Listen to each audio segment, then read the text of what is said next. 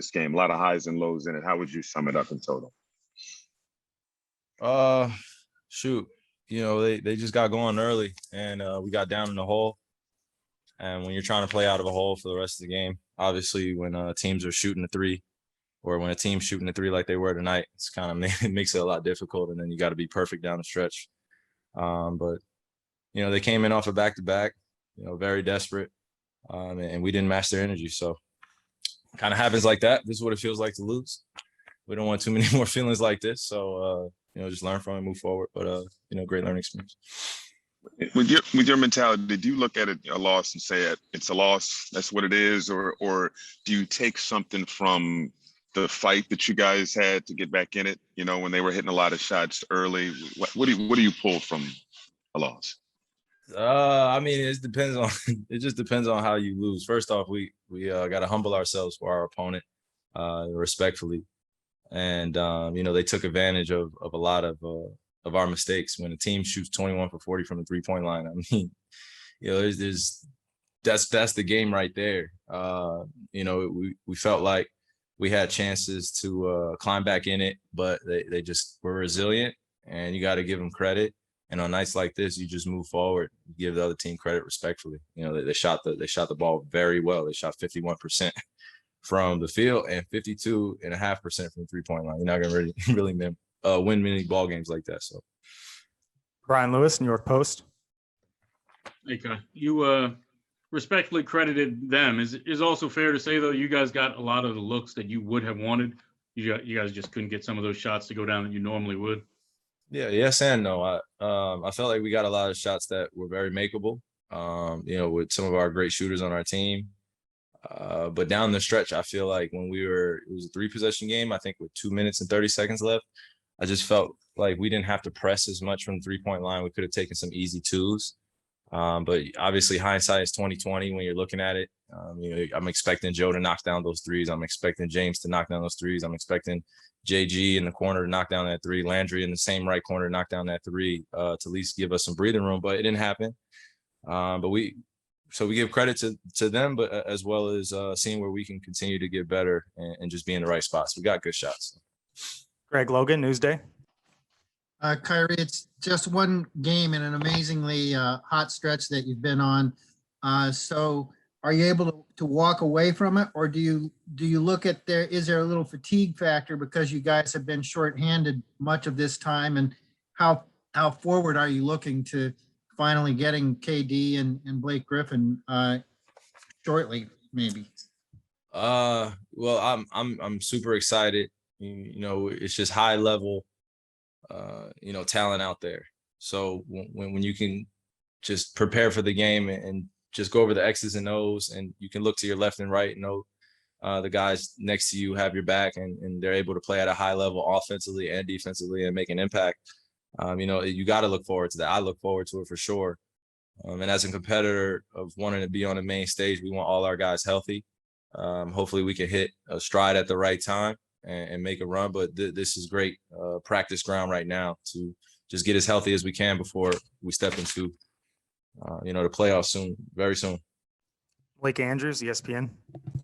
Kyrie, you've been a big proponent of the women's basketball games, both at the collegiate and professional levels. And I know today you posted about the disparity, the inequality in the weight rooms at the women's and men's NCAA tournament. I'm wondering how you processed what you saw and what you thought of that. Well, it wasn't much to process when you see it right in front of you. It's kind of eye-opening every single day to realize that we live in a society where, we kind of expect so much from men or kings, and then we go out and show an effort like that, in terms of how we show our respect for our queens going to play on a high level as well. It can't happen in our society. It's way overdue. It's been happening for years. We just have social platforms to be able to amplify it. But we need to make a change, not only just in the NCAA, but youth sports with girls. And I'm here to just follow the steps as a pioneer to continue to be a voice for that, but that's unacceptable. It's unacceptable for that to be going on, for that not even be a conversation about what the women need. there, and then for it to be an example of the highest level of basketball for some of these collegiate athletes to be there, and that's the example that's set. So everyone talks a good game about how they want to change things in this world and society, and they had a chance, and the NCAA failed. I feel like they fail a lot of the youth athletes at times when they want some independence from that corporate structure. But that's a conversation that we need to have as professionals, kind of away from these platforms in order to see the real change. But it's good to see that we've galvanized around what needs to be done the right way in terms of handling our queens. And I felt like I needed to step in and say something. So, just clear as day what's going on. Just need to make a change there. Yeah. Alex Schiffer, The Athletic. Hey, Kyrie, you guys start the fourth quarter on that really hot run, get it, 11-0 run in in about a minute or so. Just what started working for you guys as you start to erase that deficit at the beginning of the fourth? Just pushing the pace, and they're missing shots. Like I said, when you have a night like this where the other team is shooting the way that they're shooting, you got to be perfect down the stretch. But I felt like, in that last 4 minutes, we could have done a better job managing one another, holding each other accountable to just getting easy ones, making sure we put the ball in the hoop, and then we get back on defense and we load up our defense. So we'll see moving forward, but you're not going to make every shot every single night. And when you see Joe Harris shooting air balls, it's just one of those nights where you're just like, hey, you got to give credit to, us being in the right spots, but you also got to give credit for them putting pressure on us to score every time down. Last question, Christian Winfield, New York Daily News. Hey, Kyrie, you guys were down, I think it was 12 in that second quarter, and then you scored 15 in that second quarter to make it a 2-point game at halftime.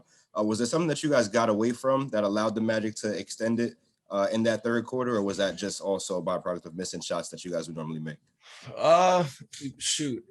Now that we think about it, like I said, everything's 2020. When it's going into the end of the third, or I think it was 4 minutes, 40 seconds left when we called the timeout.